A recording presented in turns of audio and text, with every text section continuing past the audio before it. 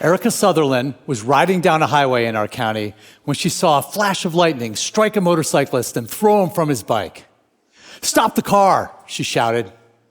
Erica, a nursing assistant, threw open the door, jumped out, and sprinted across the highway in the pouring rain. Noah Fowler was lying there motionless. His heart was not beating. After 4 minutes of CPR, he opened his eyes. "Am I alive?" he asked. "You're alive," she told him. Then he asked, "Can you call my mom?" Just a few years ago, our community was in danger of losing its local news source. If it hadn't been saved, this story might never have been told. And here's why it matters that we're still here. The day that story published, I was at a local bakery buying the paper. The woman behind me was buying a dozen pastries, and she perked up as the barista and I talked about Erica's story. "What happened?" she asked. After I told her, she thanked me and grabbed her own copy of the paper. She worked in healthcare, and she was headed to her monthly team meeting. She said she loved to start the meeting with an inspirational story, and she thought this would be perfect. This is local news at its best. Most of the time, our stories simply provide information that people need to navigate their daily lives. But sometimes they can provide that lightning bolt of inspiration. And that's why we all need to move past our concerns about the problems of local news, embrace the nonprofit news revolution, and begin loving our local news source unconditionally. Now, you've probably heard a lot of doom and gloom about the news business, that it's in crisis. Well, let me clarify a few things for you. Traditional newspapers absolutely are in crisis. Over the last 5 years, an average of 2 newspapers per week have closed. And last year, that went up to 3 per week. But there's another side to this story that you probably haven't heard much about. And it could mean that the best days for local news are ahead of us and not behind us. And it depends on you. A lot of smart people have been working hard to invent new nonprofit models for local news. And the growth of this brand of journalism has led to reporting that is more closely connected to local communities and more reflective of their needs and their interests. Now, when the Institute for Nonprofit News held its first national conference less than a decade ago, fewer than 50 people attended. In June, I was one of 500 local news leaders who attended their conference in Minneapolis. Nonprofit news organizations are springing up all around the country, and their approach to news is necessarily different than the corporate-run newspapers that I worked at in the past. The relationship with the reader is much more intimate. Many of them get started by first asking their communities what it is they need to know and if they're willing to help support something to meet those needs. Asking people for their money and their buy-in at the same time is smart. It's a great way to encourage people to give all they can, both their money and their attention. That conversation is more of a two-way street. It is a relationship and not just a transaction.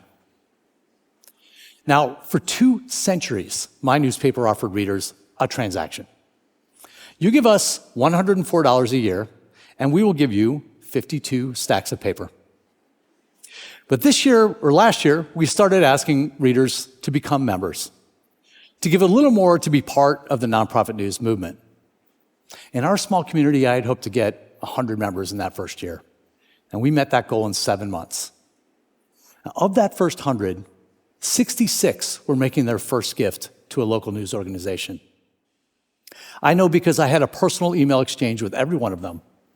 And I told them, we depend on philanthropic gifts for about 20% of our revenue. And it's the only way that we can provide a reporting team that can meet their needs. So the movement is growing, but it is also delicate. It's up to all of us to nurture this effort. Because if nonprofit news continues to blossom, there will be broad benefits for communities everywhere. Now, a little more than 10 years ago, I left my last newspaper job, and I helped start a national news organization that aimed to preserve high-quality education reporting in local communities. As a nonprofit, we had a different spirit.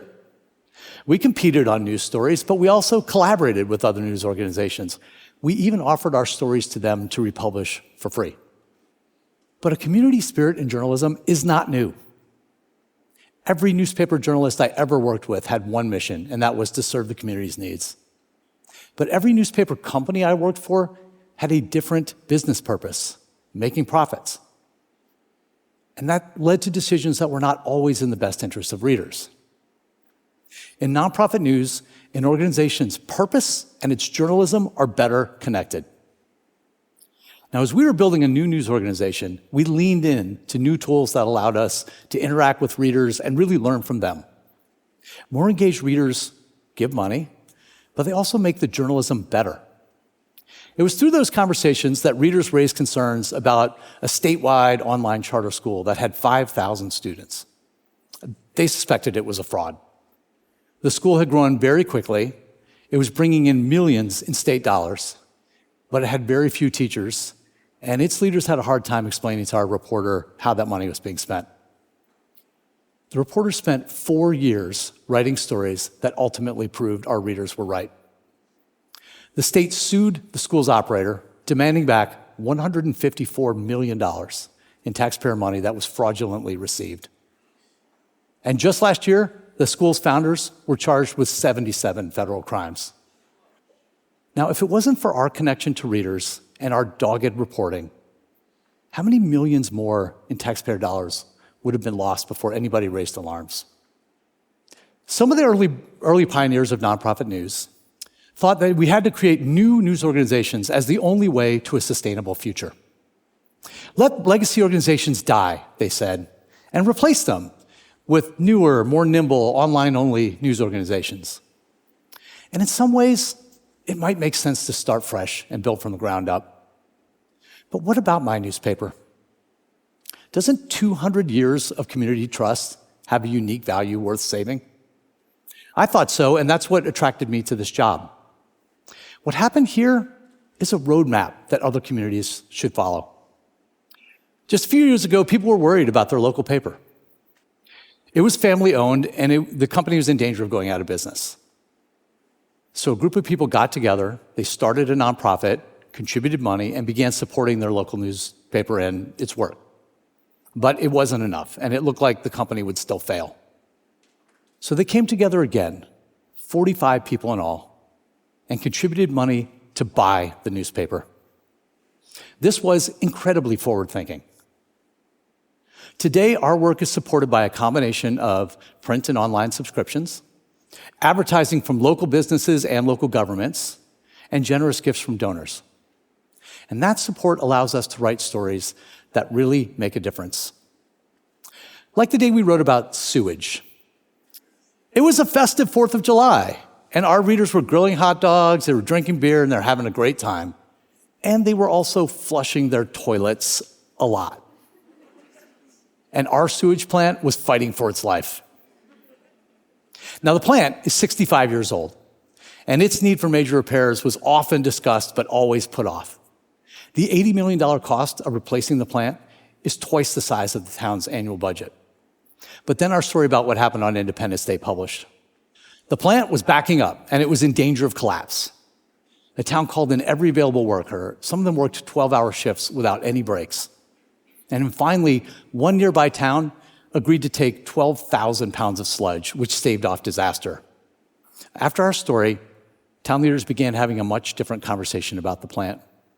And in the next budget, they allocated $4.5 million to begin the process of rebuilding it. Now, I promise you, your community faces these same sorts of everyday risks. And supporting local news is your best option for fending them off. Now, what do I mean by support? Well, I mean read your local news, follow it on social media, sign up for its newsletter, and become a subscriber or a member or a donor, and commit to loving it like a blood relative, because that is what it's going to take, and here's why. Last year, I was invited to speak to a local group about our work, and as you might imagine, I gave a pretty optimistic take about the nonprofit news movement. In the Q&A, I got this question: what is your biggest fear about the transition of local news to nonprofit? And this was my answer. I worry less about small groups of vocal critics who unleash a lot of hate towards journalists than I do about whether we can hold together a broad enough coalition of community support. Because even if you are sold on everything I said here today, here's a challenge that you will face. Eventually, your local news organization will piss you off. If the journalists are doing their job, then one day they will tell a hard truth that you might not be ready to hear, or ask a hard question about something or somebody that you care about. And when they do, it will make you angry. And when it does, will you stick with them? Will you keep reading, keep subscribing, and keep donating? I hope you will. Thank you.